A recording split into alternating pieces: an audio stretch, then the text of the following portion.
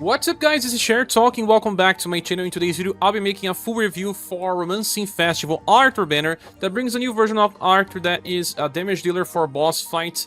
Also brings a lot of different supports like heal, BP generation, and status buff.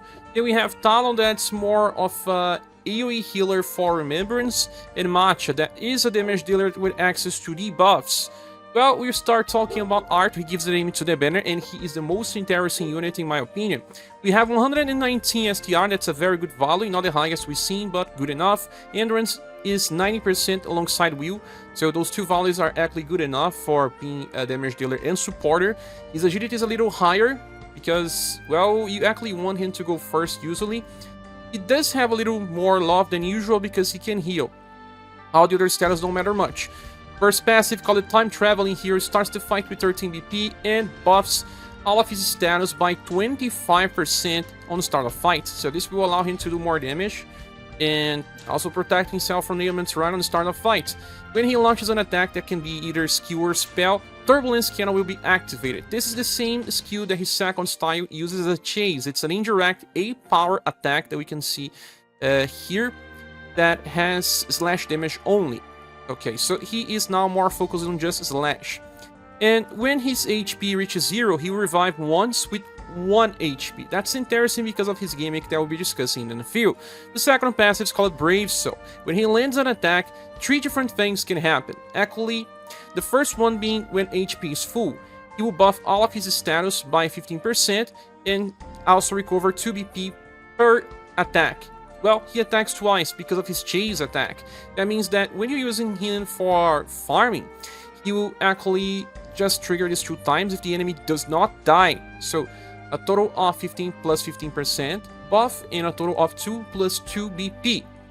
Now, if his HP is not full, that's what will happen most of the time in boss fights, but not always. He will grant himself an attack boost that increases damage potential by 15%, stacks last for 3 turns, and also a defense boost that will decrease damage taken by 15%, lasts for 3 turns, and stacks. He will also recover 1 BP. So you see that if he is already full, the game says that you need more status to stay full. And if it's not full, it means that you need more defense in order to not die. But when you are on critical HP, that is minus or 30% HP, you will grant yourself a damage block, and then he recovers 4 BP. And then he will restore the usage of his skill number 3 that we'll be discussing in a few. So when you are on critical HP, actually those 2 scenarios will trigger. When HP is not full and when on critical, because those 2 things can happen on the same time. And that's exactly when this character stacks to do so many different things. If you are on critical, you get 2 damage blocks that will allow him to survive. Even if he gets killed, he will revive once. And then he will get at least 8 BP, but then actually 10 and 13 because of the end of a turn. And getting himself 2 defense boosts will allow him to actually survive even better if he needs to take more than 2 hits. Now, the last passive increases sword damage by 30% and reduces damage taken by 30. So he already has 1 damage reduction passive and can get lots of defense boosts to make him even stronger when resisting damage. So by the end of it, Arthur doesn't really start super strong, but he does get super strong via passage of turns after self-buffing for many different effects. Now, moving for our skills, the first one is called Grand Median. This is an indirect attack that has slash damage and 9 BP cost. Before he attacks, he buffs all surviving allies, STR, including himself, by up to 30% on max level, and then he recovers his HP by at least 1.5 thousand once you max him. And this is actually pretty important because using Grand Median will depend on what you want to achieve in a fight. Because you are self-buffing, that means that your double S power attack will feel more in line like an entry-level triple S attack. And if you get your character back to full HP when you use Grand Median, you actually trigger the first effect from Brave Soul. That buffs all your status by up to 15%, and then you get 2 BP points back per hit. So in total, 7 BP back and 30% status buff. And since you are going to get the first hit 45%, the second hit gets into 60% STR buff and 30% for all the remaining status. I have to say that this will feel more in line like a 4S attack, and not even a weak one, a strong 4S attack that can actually be used many times. You start the fight with 13 BP, remember? If you use this and recover 7, you still have 11 BP in the next turn, then you're gonna have 9 BP in the third turn. So you can at least use this 3 times in a row. If you have someone in your party like the School Valdor, he will decrease the cost this to 7, and as long as you can keep going back to full HP, you will keep self-buffing, self-healing, and doing very good damage without having to care about sustain.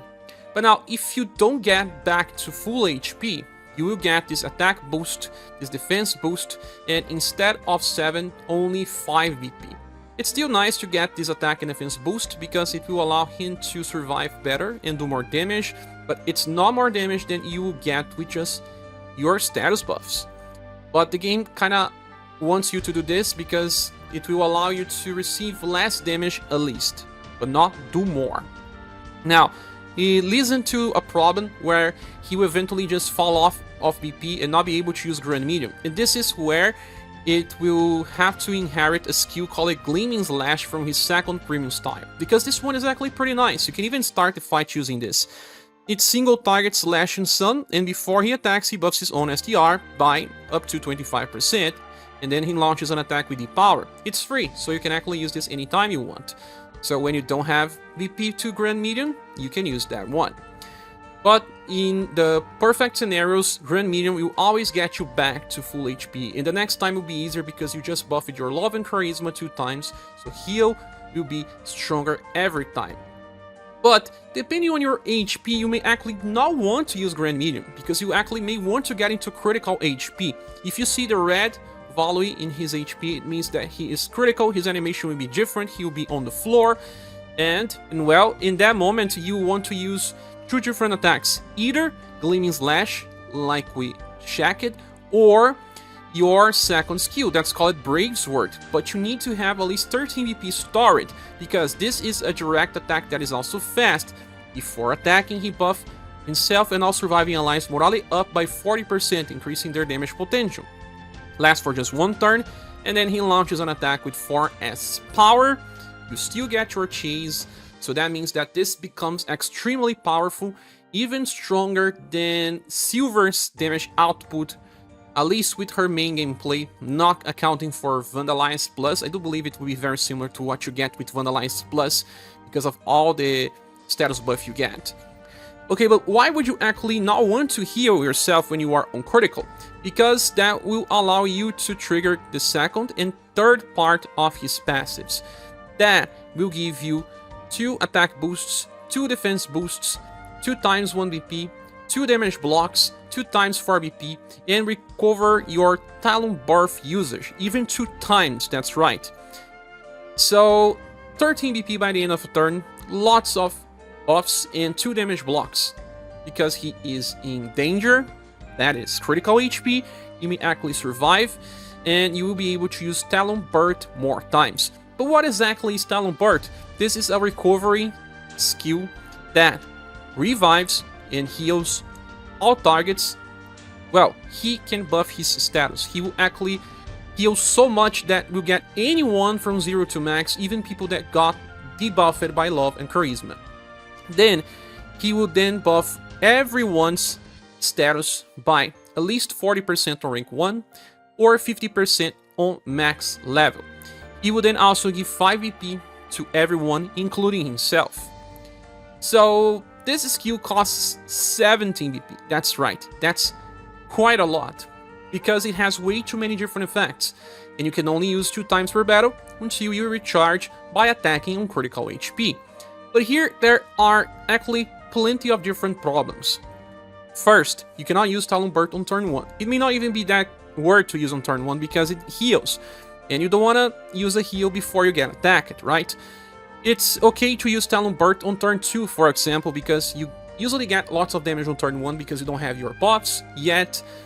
But now, how do you actually use him in a boss fight? You open with a normal attack or with Gleaming Slash Plus, and if you are on full HP before you attack, you're gonna trigger those passives 2 times for BP and 2 times for all status buff. By the end of a turn, you have 20 BP. If you attack after the enemy, you actually have only 18 by the start of the second turn. It's still enough to use your Talon buff, and that's what you're gonna do. You use it to buff everyone's status, recover them from damage of turn 1, and then get 5 BP back to yourself in the null. That means that if you attack it on turn 1 with full HP, by the start of turn 3 you have 11 BP. That's right, because you get 5, 3 by the end of turn, and we have 3 stored. But 11 is not 17. You cannot use Talon Burst by turn 4. You can only use it either on turn 5 or on turn 6. Turn 5 only if you attack on turn 4 with full HP. That's pretty unlikely to happen because you heal it, the enemy attack it, now you are not on full HP anymore. So you have to remember this. But it will be interesting if you get into critical HP by the end of some turns, because with that you trigger the other passives and even get your damage blocked, you get 13 BP and everything. But you don't know if this is gonna happen. So usually you use Talon Burst on turn 2 or then again on turn 5 or turn 6. And that's, my friend, where it starts becoming a little complicated. Most boss fights will want you to heal at least every 2 turns. And the jump from turn 2 to turn 6 may be too wide. You need a secondary healer. And if you need a secondary healer, do you still need Arthur in your party? That's a good question. So this rotation of using Talon Burst also decreases damage potential by quite a lot. He will do more via just chase attacks than from his main skill. So there's that part. And he's just buffing status, giving BP. That is actually pretty nice if you can keep this up, but you will not be able to keep this up. A jump between turn 2 and turn 6 means that all status decayed and reached 0 by the time that you start buffing again. It's still very good value, but buffing every turn may still give you higher values than just buffing now on turn 2 and then again on turn 6. So you need to have this in mind when thinking about using Arthur in your party. I could say that he's trying to steal part of the thunder of some characters like, of course, Mirza. Heals quite a lot, not just him, but also Polka, but also Muse, but also Razen, but also Maria. They heal for around 1.2 to 1.5 thousand depending on the situations. And that is enough to usually keep you alive, right? So he's getting the healing from them. And he's getting half of what Socho offers. Socho gives 10 BP to the party, and he can actually do this usually every 2 or 3 turns via his Let Me Handle It. But 10 BP is higher than 5, right? And he's also giving all status buff that's not exactly as the same, but similar to Witch's Daughter, because she buffs all status, and she actually does it via Sweet Smell that buffs 25%. But not on overdrive, but 40% on overdrive, considering that she buffs every 2 turns usually, or sometimes just on overdrive. I can see that it does have similar effect. But Witch's Daughter can give BP, she can give overdrive gauge, she can remove debuffs applied. Speaking about all the other healers I mentioned, they can also give other effects in the fight. So Arthur tries to steal part of their kit, not their whole kit. And if he cannot keep up with his effects, that means that he is not reliable for any of these things. He may not be the best healer, he may not be the best buffer, he may not be the best BP generator, but he can do it all. So there is value into having a multi-kit instead of just having a character that can do one thing. But again, if he can do one thing, but you can rely on it, it may still be better. So there is a very interesting discussion about the viability of Arthur in some squads, and it will depend on a boss fight and everything else. Besides, he can still be used for just damage. You can just use current medium to keep up with STR buffs if you are bringing multiple damage dealers, or you can just use Brave Sword whenever you can, because this will actually be his strongest attack. So, depends. if you want him to be an attacker or if you want him to be a full support. As for inheritance, he gets the best out of his second style. Pursuing Sword can be used 3 times in a row in the Dragon Stance EX formation for farming its B power and critical to Undead and Demon. Since they are usually weak to Blunt, that will allow him to solo farm story stages. And Infinite Sword, it's a triple S attack that grants defense down, and he will chase with his indirect attack as well. That will allow him to farm story, but also some events, and he can use this 3 times in a row as well. As for his first style, he can only see his Infinite Trajectory being useful. In Dragon Stance EX formation, he can actually use this 2 times if he leads into using his Chase attack. That is, if you are attacking a wave that has weaker enemies and 1 tougher enemy that will receive the Chase attack. Without the Chase attack, he will not have enough BP to use it again on the next turn. So Arthur is nice, he has a lot of utility, he's a character that can be used in hard challenges, and if he works he's gonna be amazing. But it's hard to recommend a character that has so much difficulty to use and will depend on squad composition. He relies on having good PP, but that will not happen all the time, and he needs to reach critical HP, and that is something that you cannot control. That's why I believe a triple S grade is enough for the character. He's good, but not overpower levels. And if you had the characters that I mentioned for heal, BP generation, and status buff, you probably have enough. And you can actually skip Arthur if you want. The next character is Talon, and he is actually a support unit this time. We have 120% dexterity and 103% agility, but he's not exactly a damage dealer. We have 81 endurance and 79 will that are actually just average values for current standards and a little above average love. For passives, we have the Tox Heal program, where he will remove all ailments applied by the end of turn, and when attacking he recovers himself and 1 random ally HP and BP. You can actually recover the HP of 1 ally and then BP of another one. Then we have Slash Energy 1, increasing all surviving allies slash damage by 30%, and by the end of the turn you get 1 BP, so on average you have 5 BP per turn. Then the last one is Intrinsic Gun, that increases damage potential by 20%, and when you take a damage that causes resist, you reduce damage taken by 40%, and you still have 37% chance to evade those attacks. Moving for our skills, we have Foreign Beam. This is a full AoE attack with slashing hit damage, E power, and 1 BP cost. That's actually pretty weak, but something that you can do without spending much. The second one is called Shamal Cannon. It's a single target attack with slash and hit again, and when the attack lands, grants the enemy defense down. That decreases defense by 15% for 3 turns, and if you attack again with this, it will stack. It's not that strong, it's just 8 power, but if you attack 3 times in a row and you are charging Leon, for example, especially the third Leon, when Leon starts attacking, he will do more damage. Now the third skill is Recovery, all allies, and it will recover their HP with C power. That should be enough to give you at least 1,500 healing, and he will also cleanse all status ailments and remove all the buffs applied to the party. That's actually pretty nice, can only be used 2 times per battle. This is pretty nice, but I have to say that you may not actually need this in gun teams because they are very, very offensive. You do have 2 other supports that can heal, with the first being BG and Key. And this character here has single target healing, but he also buffs dexterity and gives BP. That may be enough in some situations.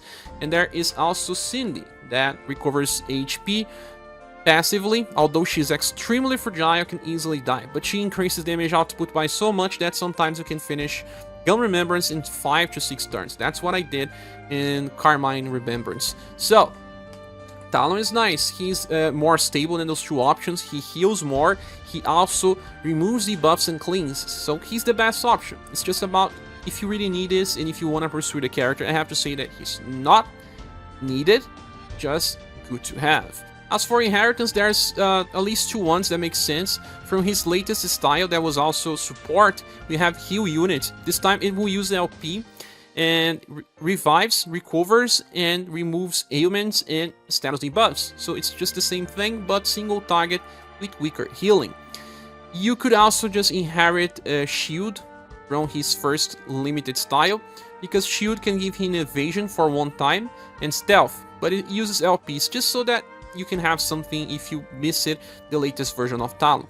But this guy is just support for Remembrance. His damage is not that big, He's just here to improve the damage of Chooser, of Leon, and any other gun damage dealer. Well, nothing mandatory, just support. We receive an SS grade in our tier list. The last character is Macha, and she's now a type of chase attacker with charge. She has 88% endurance and 110% will. Those are actually pretty good values for a mage. She has 108% agility and 118% intelligence. They are not the highest we have seen, but she's fast enough to try to debuff and still do good damage. She has 55 love and charisma and can still inherit heal spells, but she's something else now. Moving for passives, we have Special Spiritual Energy, increasing damage potential by 20% at all times, and reduces damage taken by 30% at all times. I will talk about the chains mechanic later, so she has a second damage reduction, decreasing damage taken by 25, so 2 damage reductions will allow her to take very low damage. By the end of a turn, she gets 2 BP, so she's a 5 BP per turn character. And when she uses blunt attacks, damage is increased by 30%, and when she uses heat attacks, damage is increased by 30% as well. If a skill has only blunt, she gets this 30 and that 20. If a skill has just heat, she gets 30 and then 20, for a total of 50, or both ways. But if a skill has both elements, she gets a total of 80% damage increase. Moving for skills, the first one is fire. So you actually need to have a dual element staff for her, and we had one in the past. With rock fire, you have a free skill with heat and blunt that will benefit from 80% damage increase and recovers 1 BP. That's actually pretty nice since she will get 6 BP in this turn. The second spell is called Hawk Gravity, and it's a single target double S attack with 8 BP cost that deals blunt damage.